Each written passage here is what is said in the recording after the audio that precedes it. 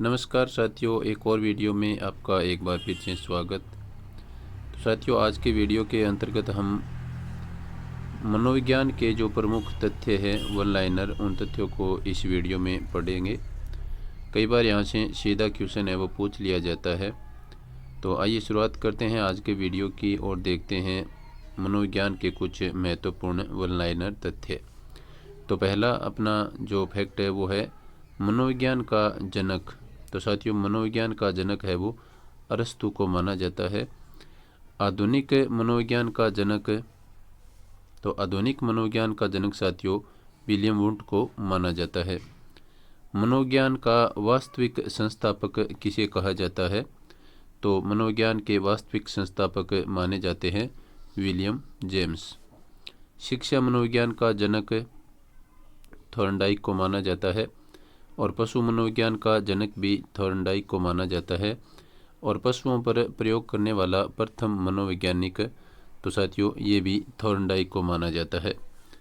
पशुओं पर प्रयोग करने वाला प्रथम मनोवैज्ञानिक कौन है? तो थॉर्नडाइक है। शिक्षा के क्षेत्र में मनोविज्ञान आंदोलन का सूत्रपात करने वाले प्रथम मनोवैज्ञानिक कौन है? तो साथियों ये मनोवैज्ञानिक हैं रूसो, जिनकी पुस्तक है एमिल या फिर इमाइल, दो नाम से आपको मिलेगी। एक ही पुस्तक है ये। इसको कई बार एमिल नाम से भी पूछ लिया जाता है और कई बार इमाइल नाम से भी पूछ लिया जाता है। एक ही पुस्तक है, एक ही पुस्तक के दो नाम हैं। नेक्स्ट अपना फैक्ट है मनोविज्ञान का सबसे महत्वपूर्ण मनोवैज्ञानिक, तो ये थॉर्नडाइक होंगे।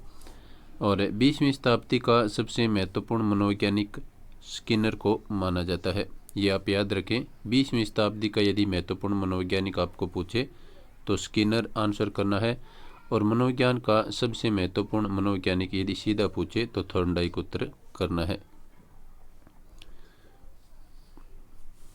नेक्स्ट देखिए, किशोर मनोविज्ञान का जनक, तो साथियों ये माना जाता है स्टेनले हॉल को। और इनकी एक महत्वपूर्ण पुस्तक है जो काफ़ी बार पुराने पेपरों में पूछी गई है, तो उसका नाम है एडोलसेंस। तो मनोविज्ञान का जनक किशोर मनोविज्ञान का जनक स्टेनले हॉल और इनकी पुस्तक है एडोलसेंस। बाल विकास का सर्वप्रथम अध्ययनकर्ता जॉन लॉक और हॉब्स को माना जाता है। बाल विकास का प्रतिपादक पेस्टालोजी को माना जाता है। इसके बाद में बाल अध्ययन का पिता यदि बात करें तो ये बाल अध्ययन के पिता स्टेनले हॉल माने जाते हैं, जिनकी अपने ऊपर पुस्तक एक पढ़ी थी एडोलसेंस। ये इनकी महत्वपूर्ण पुस्तक है। नेक्स्ट देखिए, मूल प्रवृत्तियों का प्रतिपादक मैकडूगल को माना जाता है। और ऊर्जा मनोविज्ञान का जनक है वो, इनको मैकडूगल को ही कहा जाता है। गत्यात्मक मनोविज्ञान का जनक वुडवर्थ को कहा जाता है। गत्यात्मक मनोविज्ञान के जनक वुडवर्थ। नेक्स्ट फैक्ट देखिए, व्यक्तिगत विभिन्नताओं या भेदों के मनोविज्ञान का जनक किसे माना जाता है? तो ये माना जाता है गाल्टन को। अचेतन का संप्रत्यय किसने दिया था? तो ये दिया था साथियों सिगमंड फ्रायड ने। अचेतन का संप्रत्यय किसने दिया? सिगमंड फ्रायड ने। कौन सा वाद मनोविज्ञान पर आधारित है? तो प्रकृतिवाद है साथियों, ये मनोविज्ञान पर आधारित है। और प्रकृतिवाद के प्रतिपादक पूछे तो ये हो जाएंगे रूसो। प्रकृतिवाद के प्रतिपादक रूसो। और कौन सा वाद है वो मनोविज्ञान पर आधारित है? तो प्रकृतिवाद है वो मनोविज्ञान पर आधारित है। नेक्स्ट फैक्ट देखिए, कौन एक मनोवैज्ञानिक नहीं है? तो साथियों यदि जॉन डीवी आपको ऑप्शन में मिले तो ये एक मनोवैज्ञानिक के तौर पर है वो नहीं जाने जाते हैं। ये किसके तौर पर जाने जाते हैं? तो ये शिक्षा शास्त्री के रूप में जाने जाते हैं जॉन डीवी। अनुबंध का पिता किसे कहा जाता है? तो ये पावलो को कहा जाता है। नेक्स्ट है, मनोविज्ञान में व्यवहार शब्द का सर्वप्रथम प्रयोग किसने किया था? तो साथियों ये किया था मैकडूगल ने। मनोविज्ञान में व्यवहार शब्द का सर्वप्रथम प्रयोग मैकडूगल ने किया था। नेक्स्ट है, स्वतंत्र शिशु शिक्षा की अवधारणा का प्रतिपादक किसे माना जाता है? तो ये माना जाता है सिगमंड फ्रायड को। संरचनावादी संप्रदाय के प्रतिपादक विलियम वुंट और टिचनर है वो माने जाते हैं।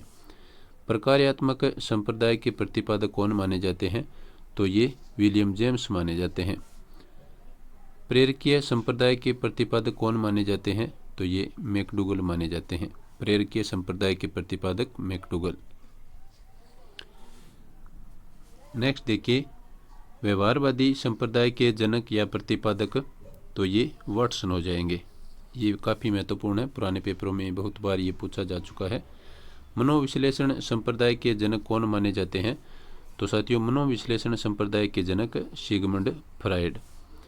गेस्टाल्टवादी संप्रदाय के जनक वर्दाइमर, कोफका और कोहलर। इन तीनों मनोवैज्ञानिकों को गेस्टाल्टवादी मनोवैज्ञानिक को कहा जाता है। नेक्स्ट देखिए, मनोविज्ञान अपने विकास की किस अवस्था से गुजर रहा है?